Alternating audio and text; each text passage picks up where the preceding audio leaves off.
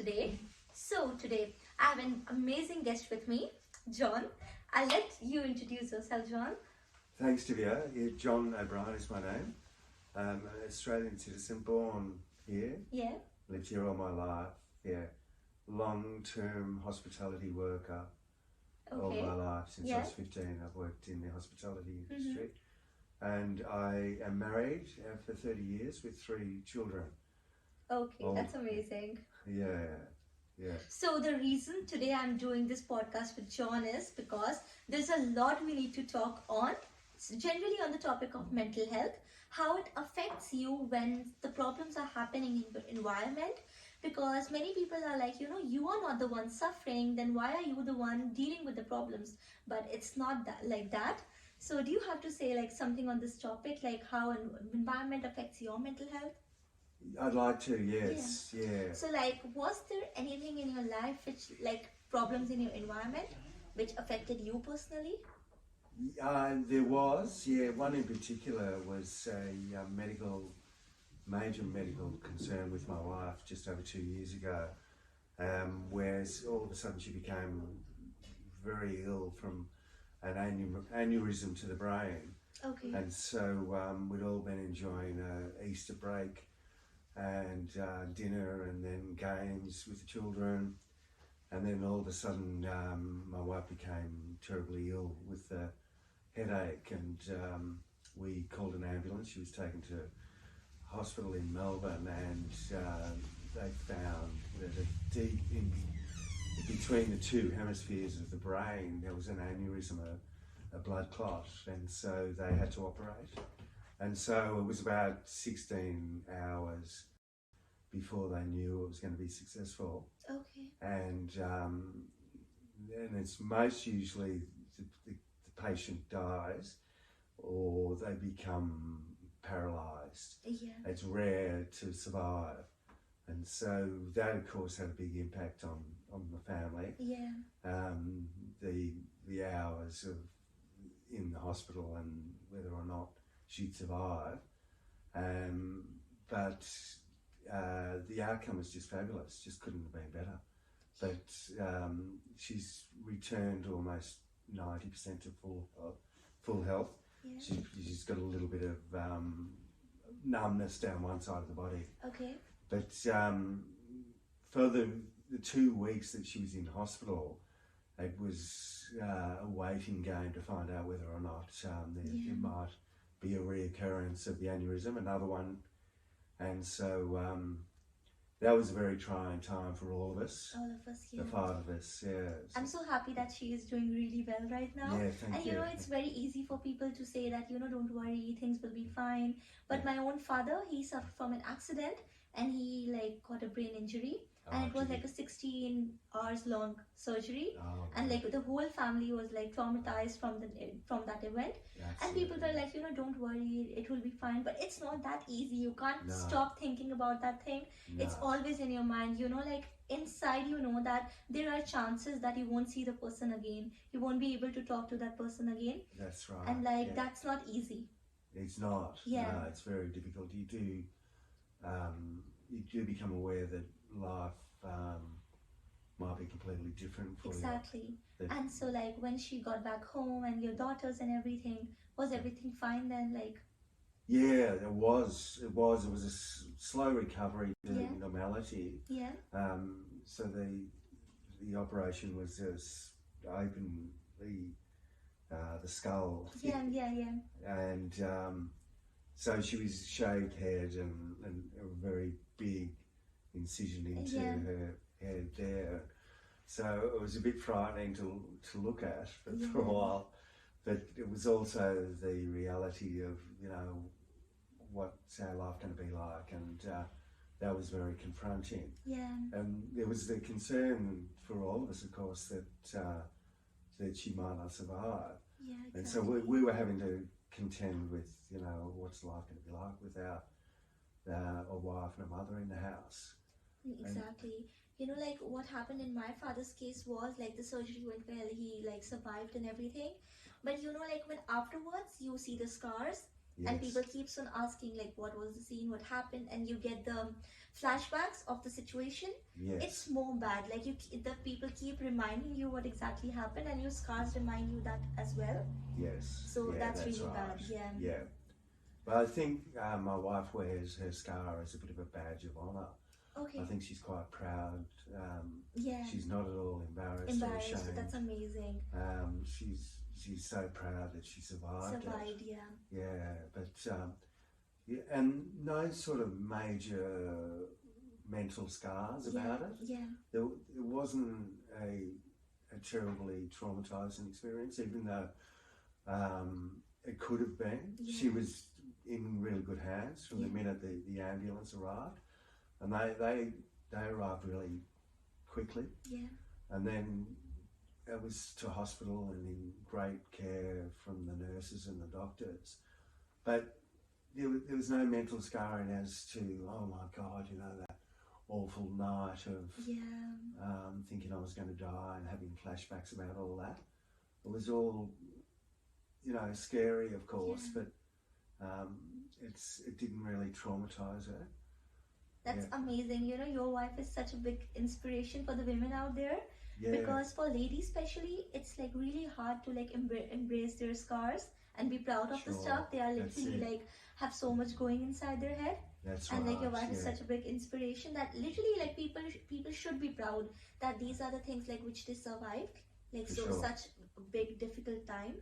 And That's that's right. amazing. Yeah, that is so true. Yeah. Yeah. And like as you mentioned that you have 3 daughters. Yes. So like how are you raising them, taking care, like their psychology and mental health is going fine? Yeah, Yeah. well, I think their strength comes from their upbringing, and Yeah. their mother is such a strong person that they also have that willingness to survive and, you know, power on through anything that life throws at them. Yeah. Yeah, so they've really got that instinct to survive, and although, you know, times are tough for them, like anyone really, whether life can be very difficult at times, Yeah. but I think their attitude is that life's too good to get you down, you know. Wonderful. And you know, John, like as a father, there are many responsibilities which come when you are like literally raising your daughters. Yes. Like many things come in between. You have to teach them things, and you have to be like a good father. So Yes. like, do you have any tips for other men out there, like how to be with their daughters, how to understand them? Because a father plays a really massive role in daughter's life. Yes. And you know how to be supportive towards them, because back in India, I'll just compare the culture of Australia and India. So like what happens is fathers are not the one who are like understanding their daughters that well. And that is the thing where the mental health problems start growing, because you know the person is not comfortable talking things with their fathers, and like if the situation is like they are not really bonding well with their like other parent, their mother or anyone, then the problems start growing and growing. Yes. And yeah, that is the thing. So do Yeah. you have any tips for the fathers out there, like how to deal with your problems which happens with your children, how to be an understanding person? Well, I think just have the time to be able to listen if they're willing to talk. Yeah. Don't necessarily encroach on their life or let them live their lives, but always be available. So my children are now adults, but I well remember having a close upbringing with them Yeah. from the moment they were born, and always been available for them if they needed a pick-up at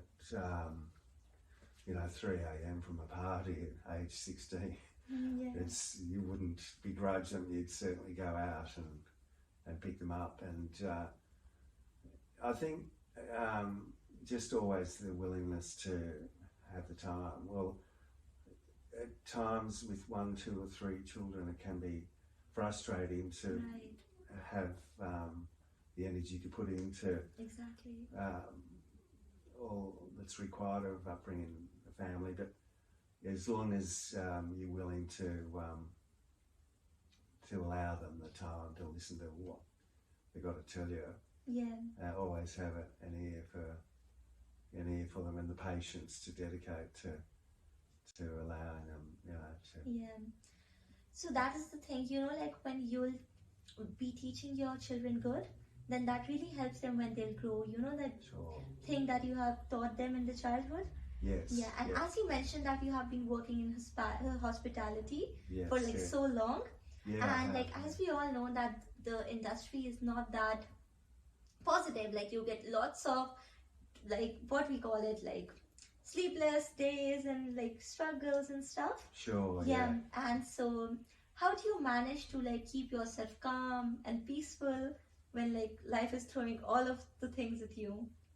I'd love to say that I am always calm and peaceful, but the truth is that it's not always that way. At times Yeah. it can be very frustrating. This industry can be Yeah. um, people that require it immediately. They want their Yeah. lunch or their dinner like now. Yeah. And I think the camaraderie you get out of the team that you're working with, that is the reward that makes it all worthwhile. So it really has so much to do with who you're working with, and at times you can think you're sinking. It's really a struggle to get through a particular lunch or dinner service where you're just getting inundated with orders and you think you're not going to be able to deal with it. Yeah, right. But you always seem to get through it, and the biggest reward is being able to look at the fellow workers and say, my God, we did that. Exactly. And that you might be annoyed throughout the service with yourself or with customers or with the other staff, but at the end of it, it's just, oh, wow, that is so good. The adrenaline rush that you have is what it's all about. So you know that at the end of it, it's going to be worthwhile, but at times it really seems like a big struggle. And that's this. You can take that example for most things in life. You think, right, I'm going through a really tough time, and will I ever get through this? But inevitably you do. exactly.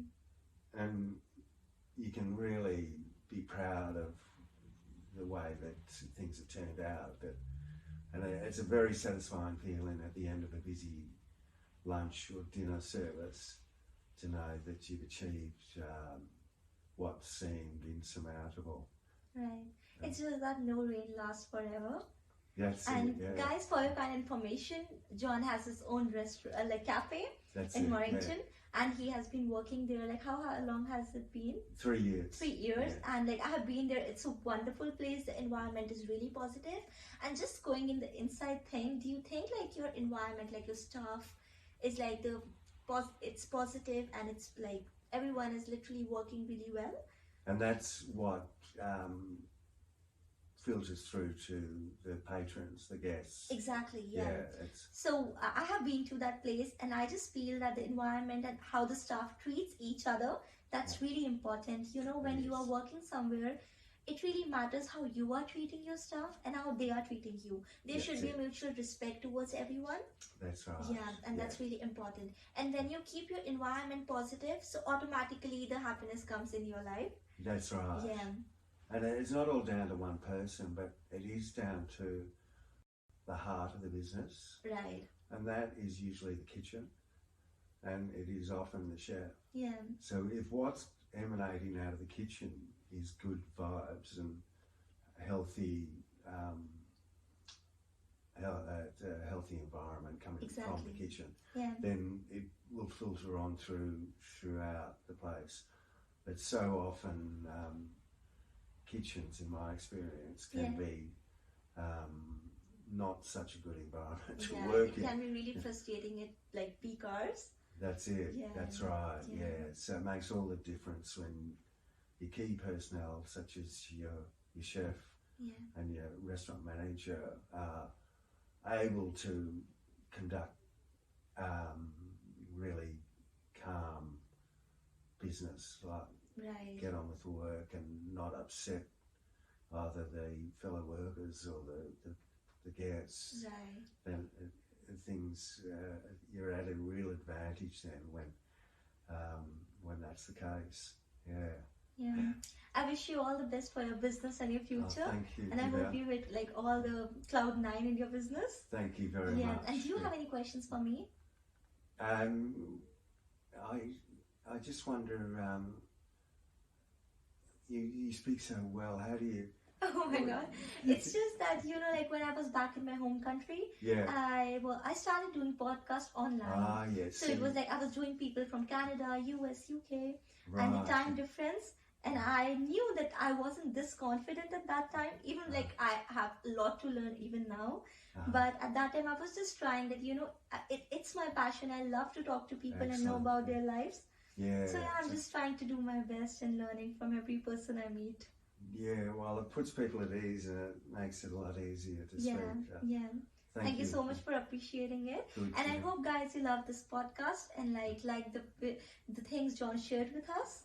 And thank you so much. I'll be back with another podcast again. Thank you so much, John, for being Good, here Julia. today. Thanks for having me.